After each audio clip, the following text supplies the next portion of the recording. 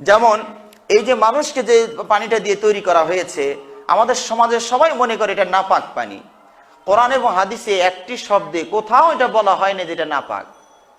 তুচ্ছ পানি বলা হয়েছে, ঘৃণিত বলা হয়, ঘৃণিত বলা হয়, তুচ্ছ বলা হয়েছে, বিমাইম মাহিন, তুচ্ছ পানি বলা হয়েছে, কিন্তু এটা নাপাক এই কথা বলা হয়নি। কারণ এটা যদি নাপাক হবে, তার মানুষটা পাক হইল কোন কালে? আর মূল মশলাই নাপাক দিয়ে তৈরি, ও আবার পাক হইল কবে?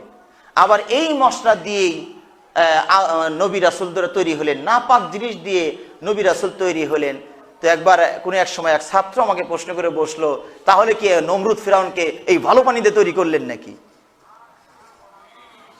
তখন আমি আবার ব্রেন খারে বললাম, হ্যাঁ, তাকেও ভালো পানি দিয়ে তৈরি করা হয়েছিল। কারণ সূরা ৩-এ বলা হয়েছে, লাকাদ খালাকনাল ইনসানা ফি আহসানি তাকওয়িম, আমি মানুষকে উত্তম অবয়ব, সবকিছু মানে যে উত্তম অবয়ব, যেহেতু মাল মশলা তো সব উত্তম ছিল, কিন্তু তার আচরণে সুম্মা রাদাদনাহু আসফালা সাফিলিন, তার আচরণে কর্ম তাকে নিচে নামিয়ে দিয়েছে। কারণ ওর মশলাটাও আল্লাহ উন্নত মশলাই ব্যবহার করেছিলেন।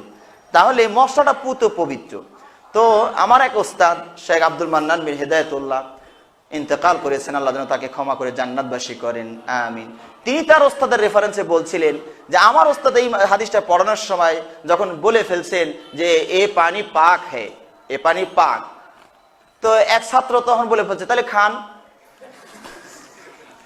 তখন ওস্তাদ রেগে গিয়েছেন, রেগে গিয়ে মাথার টুপিটা খুলে ওর দিকে ঢেল মানে বলে, এ পা খায়, এ খালো। এর টেবিল সামনে যে টেবিল ছিল ওটা ধাক্কা দিয়ে বলে, এ পা খায়, ইসকো भी खा लो, এ মাটি भी পা খায়, ইসকো भी खा लो। পাক হলেই খেতে হবে এটা তো কথা না, রুচি হলে খাবেন, না হলে না খাবেন। হ্যাঁ, তো পাক হলেই খেতে হবে এমন কথা নয়। আরেকটি কথা না বলেই পারছি না, যেমন আমরা বললাম যে মানুষ তৈরির মশলাটা পাক, হয়তো অনেকের মনে আবার প্রশ্ন জাগতে পারে, তাহলে গোসল করতে বললো কেন? ওটা বের হতে গোসল করা লাগে। তখন উত্তর হবে যে গোসল করাটা এটা ওর নাপাকির কারণে নয়। ওটা যদি নাপাকির কারণে হতো তাহলে যেটুকু লেগেছে ওইটুক ধোয়ার কথা হতো, পুরো শরীর ধোয়ার কথা এখানে আসতো না। কারো শরীরে যদি মল লেগে যায়, মানুষের মল লেগে যায়, তাহলে কি গোসল করতে হয়? শুধু ওইটুক ধুইলেই পাক হয়ে যাবে। হ্যাঁ, এই জন্য ওটাকে নাপাকের কারণে গোসল করতে বলা হয় নাই। এর কোনো হাদিসে দেখবেন কি, হাদিসে এমনও আসছে, মা আয়েশা রাদিয়াল্লাহু তাআলা আনহা রাসূলের কাপড় হতে একটু চটিয়ে দিতেন, মাত্র একটু চটিয়ে দিতেন।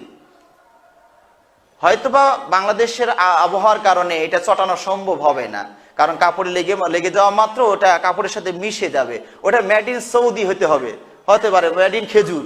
হ্যাঁ, খেজুর খেয়ে যে মশলাটা তৈরি হয়েছে ওটা হয়তো গাঢ় বেশি, ওইটা চটানো সম্ভব হবে। আর আমাদের ভাত মাছ খাওয়া এটা অত গাঢ় হবে না, কাপড়ের সাথে মিটে যাবে, এটা চটানো সম্ভব হবে না। তো এটা রাসূল সাল্লাল্লাহু আলাইহি ওয়াসাল্লাম কোনো হাদিসে আছে ধোয়ার কথা আছে, মা এসে একটু ধুয়ে দিতেন, ওই অংশটুকু ধোয়ার চিহ্নটা প্রকাশ পেত, ওইটা নিয়ে রাসূল সাল্লাল্লাহু আলাইহি ওয়াসাল্লাম সালাত পড়তেন। কাপড় তো একটাই। তাহলে বোঝা যাচ্ছে কি, এটা নাপাকের কারণে ধোয়ার কোনো নির্দেশ নাই। মা এসে ধুয়ে দিয়েছেন, কখনো চটিয়ে দিয়েছেন, তাহলে বোঝা যাচ্ছে কি ধোয়ার কোনো নির্দেশ নাই। আবার যেটাকে মাজি বলা হয়, ওই জাতীয় কথা মনে পড়লে পানির কালারের যে এক ফোঁটা বেরিয়ে আসে, সেইটাকে মাজি বলা হয়। এটা শরীয়তের বিষয়, একটু ভেঙ্গেই বলতে হয়, না হলে বোঝা মুশকিল হবে। ওইটা নাপাক, কারণ ওখানে ধোয়ার নির্দেশ এসেছে। ওটা যেখানে লাগবে, বিশেষ অঙ্গ অন্ডকোষ সব ধুয়ে নিতে হবে, যে জায়গায় লেগেছে ওটাও ধুয়ে নিতে হবে। বোঝা যদি না যায় তার কমপক্ষে পানিটা ছিটে দিতে হবে। তাহলে এইভাবে সেখানে পাক হওয়ার কথা বলা হয়েছে। কিন্তু এই বীর্যর যে নাপাক, এটার ব্যাপারে কোনো ধোয়ার নির্দেশ নাই। এটাই প্রমাণ করে যে এটা নাপাক নয়। যদি নাপাক হতো তাহলে এটা তো সকল যুবকেরই এই সমস্যাটা, তো আল্লাহ রাসূল কেন একদিনে এটার ব্যাপার টাচ করলেন না? যেটা অহরহ মানুষের ঘটছে, তাহলে এটা কেন নির্দেশ করলেন না? নির্দেশ যেহেতু নাই, সুতরাং এটা পাক, এটাই প্রমাণিত হবে। আর আশরাফুল মাখলুকাতকে কি করে একটা নাপাক হারাম পানি দিয়ে আল্লাহ তৈরি করবেন, এটাও তো একটা বিবেকের প্রশ্ন বাঁধে। তো যা হোক, এটা আমরা পাক মনে করি, এবং কোন নাপাক হওয়ার কোনো দলিল তাদের কাছে নাই। যারা বলেছেন নাপাক, তাদের কোনো দলিল নেই।